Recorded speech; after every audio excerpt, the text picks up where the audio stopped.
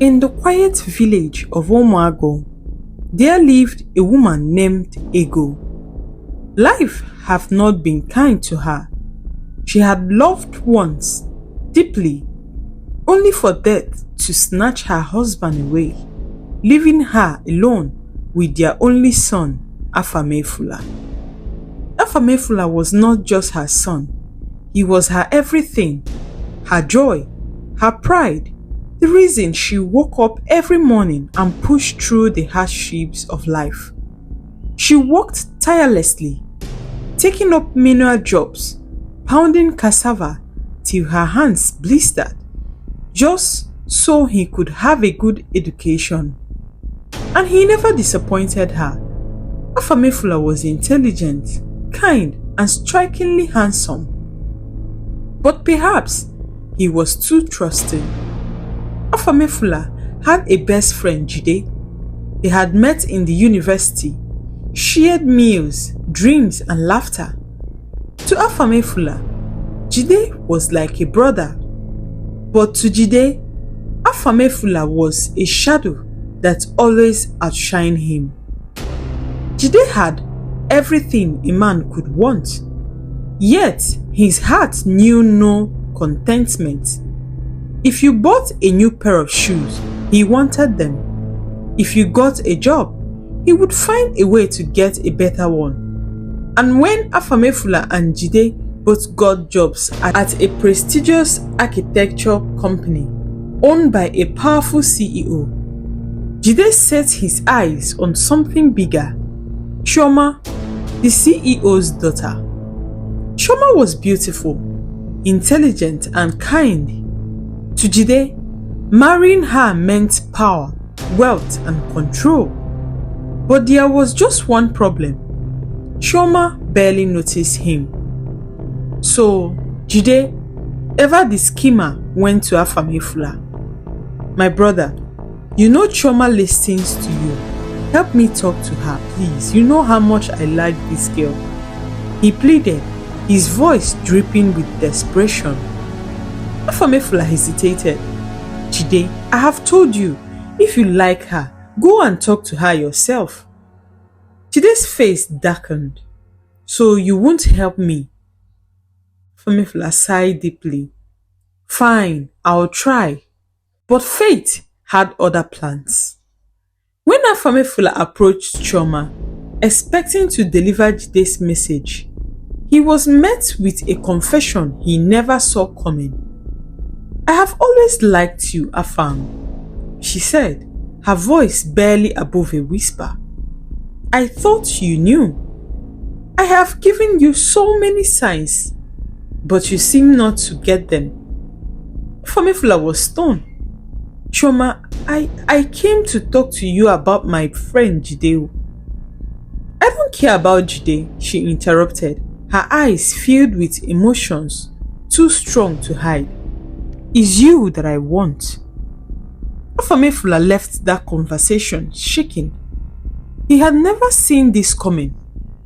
When he told Jday that Chioma was not interested in him, Jday did not take it well. "You betrayed me," Jday roared, his face contorted with rage. "You went behind my back and seduced her, and you know I have been telling you that I love her." "Jday, I swear I did not." "You can swear for all you care." He snapped and walked away. Afula did all he could to explain things to Jday, who later feigned laughter.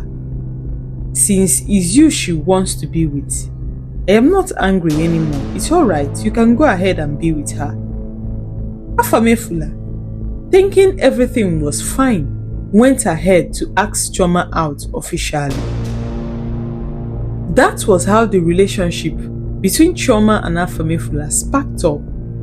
They went out in dates together, did everything together. They were in love.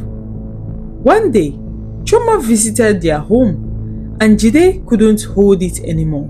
He was angry. Then he heard the sound coming out from Afula's room. He went mad as he muttered that he would deal with Afamefula mercilessly for taking the woman that belonged to him. Jday plotted his revenge. The wind howled as if mourning an unseen tragedy. The next morning, Jday did something he had never done before. He made breakfast. As Afamefula was preparing to leave for work, Jday called out, his voice unusually calm. "My brother, you have been so stressed lately. Sit and eat before you go to work." Afamefula hesitated. His instinct screamed something is wrong. But Jday smiled, his eyes warm and with forced sincerity. So Afamefula ate. The poison worked fast. His throat burned, his vision blurred. He clutched his chest, gasping for air. Jday, please give me water, water," he choked out. But Jday just stood there, watching him suffer. He just stood there. Afamefula collapsed to the ground, his body convulsing. Blood trickled from the corner of his mouth as the light in his eyes dimmed. Then there was silence. Jday took one last look at his friend's lifeless body and ran away. By evening, when neighbors noticed the door ajar and found Afamefula's cold body on the floor, he was rushed to the hospital but was declared dead on arrival. That day, his body was brought back to his widowed mother. As the ambulance wheeled into the compound, all the villagers ran out to console Ago. Her heart was beyond shattered. She wept as she stared at the body of her only comfort inside the coffin. Ago wailed. It was a sound that shattered hearts, a sound that spoke of a mother's pain, a pain too deep for words. She threw herself on his lifeless body, shaking him, begging him to wake up. But he was gone. The villagers gathered, whispering mourning. The once cheerful mother was now a woman broken beyond repair. The day of Afamefula's burial was the day Ago's soul darkened. As the coffin was open and was about to be lowered into the ground, she ran into her hut and emerged moments later, clutching a matchet and an axe and a saw. She dropped them into the coffin. "Take this, my son," she wept. "Do not rest. You will not rest in peace. Do not sleep. Go after those who killed you. Make them pay." The villagers gasped. "Ago, you cannot do this," an elder pleaded. But Ago was deaf to reason. Every morning, she sat outside, gathering sand in her palms, cursing whoever took her son. "May your hands wither. May your breath turn to fire. May you never know peace. May the earth reject you. May death itself reject you. May you feel the pain that you have caused a poor widow to experience." After the death of Afamefula, Jday did not stop running.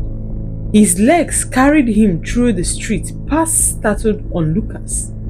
He had only one destination in mind: the native doctor who had given him the poison he used in killing Afamefula. He burst into the dimly lit shrine, panting like a haunted animal. The air inside was thick with the scent of burning incense and dried herbs. The native doctor, an old man with skin like cracked leather, sat cross-legged before a clay pot that bubbled with dark liquid. "I need protection," Jday gasped, his voice shaking. "I did what you told me. I used the poison." But his spirit will come for me. I know it. The native doctor chuckled, his voice deep and knowing. You are afraid? He spat on the ground. The dead cannot harm the living if they are properly caged. You came to the right place, you know. He reached into his collections of charms and pulled out a small leather pouch and pressed it into Jda's shaking palms. Keep this close. No spirit shall touch you, the old man assured him. The dead boy will not haunt you. Jday exhaled in relief. Thank you, thank you. But the native doctor's words were nothing more than empty promises. The news of Afula's death shattered Chioma. She sat in her office, staring blankly at the report in front of her, unable to focus. The air-conditioned room felt suffocating. Her hands trembled as she reached for her pen, only to drop it as tears blurred her vision. She couldn't even attend Afula's burial because she wouldn't want to believe that he was truly gone. Her father, Chief Ojukwu, walked in and saw her in that state again. It has been weeks since Afula was buried, but Chioma was still drowning in sorrow. Chioma, my daughter, his deep voice softened. You cannot continue like this. She wiped her tears, but more followed. Papa, I loved him so much, she whispered. I never told him how much. I never even got to say goodbye. Chief Ojukwu sighed. He has seen his daughter face many challenges, but this was different. She was breaking down. You need to leave this place, he finally said. Everywhere you turn, you see memories of him. I will not watch you wither away in grief. You are going abroad. Chioma looked up, startled. Abroad? Yes, he nodded. I have made the arrangement. You need a fresh start. Staying here will only reopen wounds. She wanted to protest, but she knew her father was right. She was no longer herself. A few days later, she boarded a flight, her heart heavy. As the plane lifted into the sky, she pressed her forehead against the window and whispered, Afula, if you can hear me, please find peace. But peace was far from coming. Far away in Umago, Ego sat outside her hut, her body slumped against the cold earth. She had not eaten, had not slept. Her mind was consumed by grief. Her heart, a hollow pit of anguish. She thought of Afula's smile, the warmth of his voice, the way he would say, Mama, one day you will live in a house so big that you will never need to sell firewood again. But where was that house now? Where was her son? Gone. Murdered. Her hands trembled as she picked up a handful of sand. She held it close to her lips, and her voice rose in a chilling wail. Oh heavens! Let the ground reject my son's killers. Let them never know peace. Let their footsteps be cursed, their sleep be stolen, their food turned to poison in their bellies. May their eyes see horror in daylight, and their souls be tormented at night. The villagers shuddered. Some begged her to stop. Others, knowing the weight of a mother's pain, wept with her. But as Ego spoke, as her words carried through the winds like a decree from the gods themselves, something stirred in the world beyond. An Afula spirit woke up. Jday had barely rested that night. He had clutched the charm tightly, muttering prayers to whatever gods might listen. But when he closed his eyes, he saw him. Afamefula stood at the foot of his bed, silent. His white burial clothes were stained with dirt, his face pale, his eyes hollow, like two endless pits of darkness. And in his hands, a matchet, an axe, and a saw. "Did you think you could kill me and go free?" Afamefula's voice was a whisper, yet it filled the room. Jday bolted upright, his heart hammering. "It's not real, it's not real," he screamed, but the spirit stepped closer. Jiday's breath caught in his throat.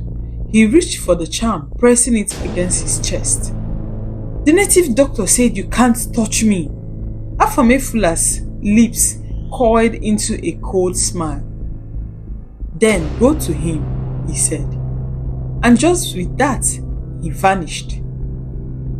Jday wasted no time. The following morning, he threw on his clothes and ran. When he reached the shrine, he did not call out, he did not knock, he simply ran inside, like someone who is being pursued by death. And then he stopped. His breath left his body, his legs trembled. The native doctor was dead. His lifeless body lay sprawled across the floor, his mouth wide open, his tongue sticking out unnaturally. His eyes were frozen in terror, and in his chest, carved deep, was something that made Jiday's blood turn to ice. A matchet mark. Jday fell backward, a scream tearing from his throat. He turned and fled. Ran like a madman, past the villagers who stared in confusion, past the street that seemed to whisper his names. But no matter how far he ran, Afamefula followed him, and Jday knew there was no escape. The sun beat down on the quiet village of Umago, casting long shadows over the dusty ground where Ego sat. She was frail now, her once vibrant spirit drained by grief, and her once strong arms now rested weakly on her lap. She had neither eaten nor drank water for days. The only thing she fed on was her pain. Morning after morning, she would gather sand in her palms and let the curses flow.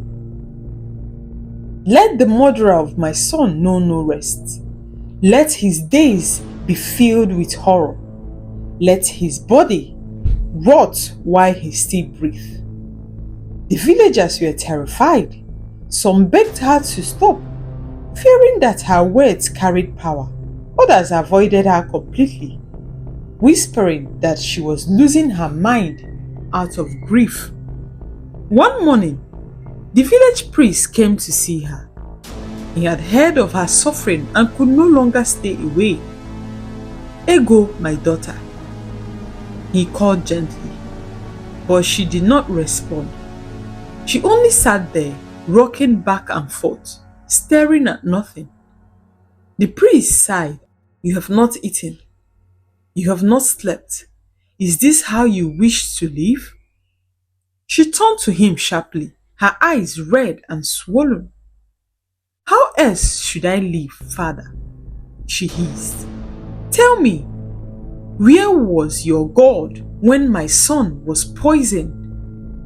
Where was he when I held his lifeless body in my arms?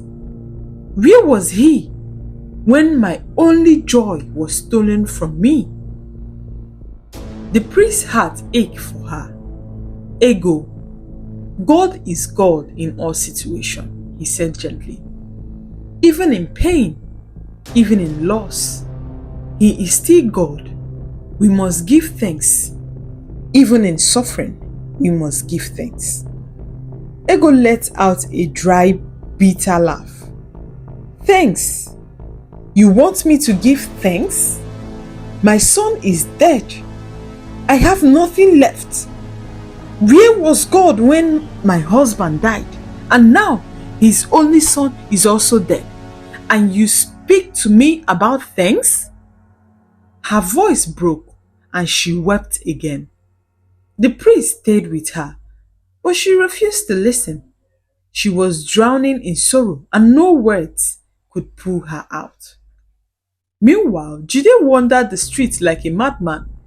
His clothes were torn, his hair unkempt, and his face was a shadow of the proud man he was once. People watched in horror as he muttered to himself, "I killed Afamefula.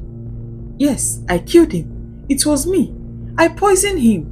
But he has come for me. Oh. You people should help me. He has come for me." Some avoided him, others watched with pity, but none dared to go near him. One fateful evening, as he staggered across the road, a speeding car came out of nowhere and struck him down. People screamed, rushing towards his lifeless body. "It's over," someone whispered. But then, Jiday's eyes snapped open. Gasps filled the air. Slowly he sat up. His bones cracked and his skin looked unnaturally pale. The driver trembled, pointing at him. He was dead. I swear he was dead." Jday did not say a word. He simply stood up and ran. Days turned into weeks, and a strange thing began to happen. Jiday's body began to rot. His flesh peeled off in patches, exposing raw, decaying wounds. Maggots crawled from his skin. Birds perched on his shoulders, pecking at his rotten flesh. Yet, he did not die. He screamed in agony, but death rejected him. He begged for mercy, but no one could help him. His wail haunted the city at night, until one evening, his body finally gave up. When they found him, only his bones remained. The villagers whispered in fear. Afamefula had taken his revenge. A year later, after the death of Afamefula, the dry season had come again, but this time there was no laughter in Ago's home. She still sat under her tree every day, staring into distance. Life had lost its meaning. Then one afternoon, a black SUV rolled into the village, raising dust as it came to a slow stop. The villagers watched curiously as a beautiful young woman stepped out. Chioma, she had never been to Umuagu before, but she had finally come. "Please," she asked one of the villagers, her voice trembling, "please, can you take me to Afamefula's house?" Ego's friend, Mama came, accepted to take her. "Come, my daughter, I will take you." Together, they drove down the narrow village road until they reached Ego's hut. Ego was sitting outside, lost in thought. She did not notice the car. She did not notice the woman stepping out. But then, she saw the baby. Her heart stopped. Chioma stood before her, tears streaming down her face. The baby coiled softly in her arms. He was 1 year old, his tiny hands reaching out to Ego. Ego's mouth opened, but no words came out. Her body trembled as she stood up, her frail hands shaking. She rushed to Chioma, gasping for breath. Chioma placed the baby in her arms, her voice breaking. "I am sorry I didn't come all this while, but now, this is Afamefula's son," she whispered. Ego let out a loud, piercing wail. "Afamefula! Welcome home! Afamefula nwam! No, nwam! No! Welcome! Welcome, my son!" she cried, lifting the child up. "My son has returned home. Your name will never be forgotten." Tears rolled down her eyes as she cradled the baby, rocking him gently. The villagers who had gathered watched in awe. Some clapped, some wept, others fell to their knees praising God. Ego grabbed a handful of sand and raised it to the sky.